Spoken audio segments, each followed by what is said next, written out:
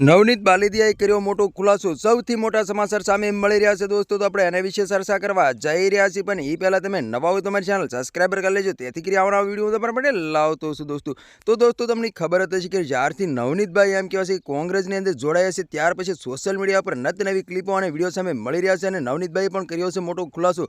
નવનીતભાઈનું એવું કહેવું છે કે હું ચૂંટણી લડવા માટે નથી ઊભો રહ્યો અંદર, હું એમ કહેવાય છે કે આગેવાન તરીકે ઊભો રહ્યો છું અને આગેવાનો મારા કહે છે તો હું ચૂંટણી લડવા માટે પણ તૈયાર છું। હાલ અત્યારે ઘણી બધી ક્લિપો અને વિડીયો સામે મળી રહ્યા અને પિન્ટુભાઈએ પણ કર્યો છે મોટો ખુલાસો। પિન્ટુભાઈનું એવું કહેવું છે કે જે નવનીતભાઈ જે કોંગ્રેસ પાર્ટીની અંદર જોડાયા છે તો કોળી સમાજને કોઈને વાંધો છે નહીં, હીરાભાઈ સોલંકીને પણ વાંધો નથી અને પરસોત્તમભાઈ સોલંકીને પણ વાંધો નથી, જેની મરજી જેમાં જોડાય તેમાં। હાલ અત્યારે ઘણી બધી ક્લિપો અને વિડીયો સામે મળી રહ્યા છે દોસ્તો।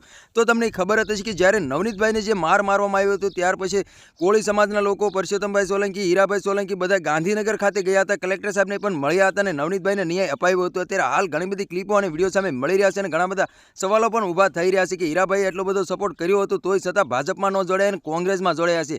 ત્યાર પછી હીરાભાઈ સોલંકીએ પણ ખુલાસો કર્યો છે કે જ્યારે પક્ષની વાત આવશે તો આ પક્ષની રીતે અમે લડી લઈશું। હાલ અત્યારે ઘણી બધી ક્લિપો અને વિડીયો સામે મળી રહ્યા છે દોસ્તો। તો તમારા આના વિશે શું કહેવું છે કમેન્ટ કરીને જરૂર બતાવી દોસ્તો। અને અમારી ચેનલમાં નવો તો ચેનલ સબસ્ક્રાઈબર કરવાનું ભૂલશે નહીં, તેથી કરી આવવાના વિડીયો તમારા માટે લાવતો છું દોસ્તો। તો આજનો વિડીયો ગેમ લેક્ચર ફરી બીજા વિડીયો મળી, તબ તક કે લીએ જય હિન્દ જય ભારત। મળે બીજા વિડીયો તબ તક કે લીએ બાય બાય।